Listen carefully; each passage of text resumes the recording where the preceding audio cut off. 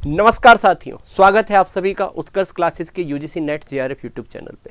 जैसे कि आपकी अब यूजीसी नेट जेआरएफ के एप्लीकेशन फॉर्म फिल करने स्टार्ट हो चुके हैं और लास्ट डेट है इसकी 20 मई। तो कुछ महत्वपूर्ण डॉक्यूमेंट्स हैं जो आपको इस फॉर्म में लगाने हैं और इनके बारे में हम आज चर्चा करने वाले हैं, क्योंकि ये डॉक्यूमेंट्स अगर आपके गलत हो गए तो आपका फॉर्म रिजेक्ट हो जाएगा। तो ध्यान से आपको आज की वीडियो में देखना है। बस 5 मिनट में हम ये क्लियर करेंगे कि कौन कौन से डॉक्यूमेंट्स हमारे लगने वाले हैं और उन्हें हम बिल्कुल सही तरीके से लगाएं। ठीक है, तो आज हम ये चीज़ डिस्कस करेंगे, ये टॉपिक आपके साथ। तो सबसे पहले आता है कास्ट सर्टिफिकेट, यानी कि ये जो रिजर्व कैटेगरी है, ठीक है, यानी कि अगर आपका SC ST या OBC का कैटेगरी में आप आते हैं और आप रिजर्वेशन का फ़ायदा लेना चाहते हैं तो आपको जो सर्टिफिकेट लगाना है वो कास्ट सर्टिफिकेट लगाना है। ठीक है, अब इसमें दिक्कत क्या आती है? दिक्कत आती है इसमें OBC के साथ।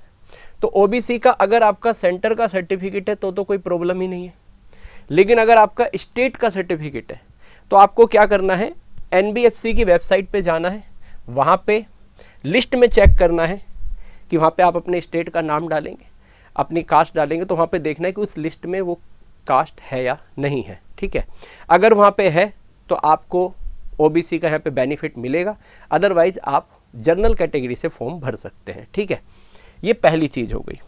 दूसरा पॉइंट आता है हमारा EWS का सर्टिफिकेट। तो जो EWS का जो बेनिफिट लेना चाहते हो विद्यार्थी, ध्यान रहे, इसका फाइनेंशियल ईयर का ध्यान रखना है आपको। ठीक है, तो ये 1 अप्रैल से 31 मार्च तक आपका वैलिड होता है। तो अब जो आप लगाने वाले हैं अब फॉर्म में जो EWS का सर्टिफिकेट, वो आपका नया होना चाहिए, वरना आपका फॉर्म रिजेक्ट हो सकता है। ठीक है, चलिए आगे बात करें तीसरे की। हाँ जी, PWD का जो पर्सन विद डिसेबिलिटी है, उनको अगर कोई फिजिकल डिसेबिलिटी है तो आपको इसका सर्टिफिकेट भी साथ में लगाना होगा।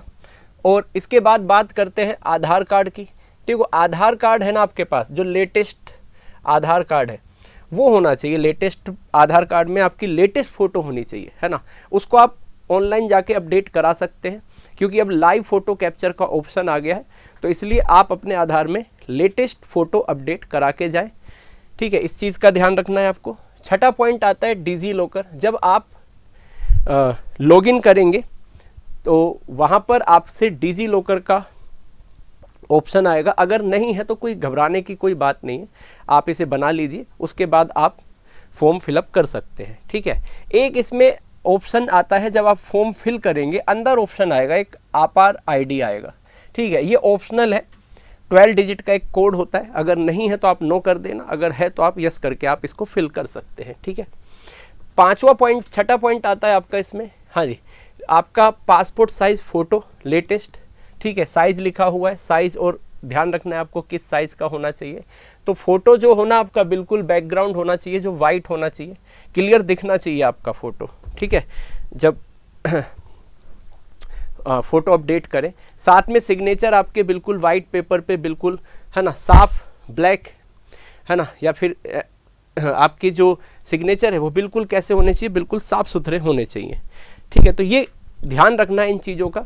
अगर ये छोटी छोटी गलतियां करते हैं हम तो हमारा फॉर्म रिजेक्ट होने की संभावनाएं हो जाती हैं। ठीक है, और सर्टिफिकेट का ध्यान रखना है आपको, खास तौर से EWS का, जिसके लिए वीडियो बनाया है, और एक आपका OBC, तो OBC सर्टिफिकेट, ये दोनों चीज़ों का आपको ध्यान रखना है। ओके, अब मिलते हैं ऐसी इन्फॉर्मेटिव वीडियोज़ के लिए। तब तक के लिए हमारे चैनल को सब्सक्राइब कर लीजिए, बेल आइकन प्रेस कर लीजिए। धन्यवाद।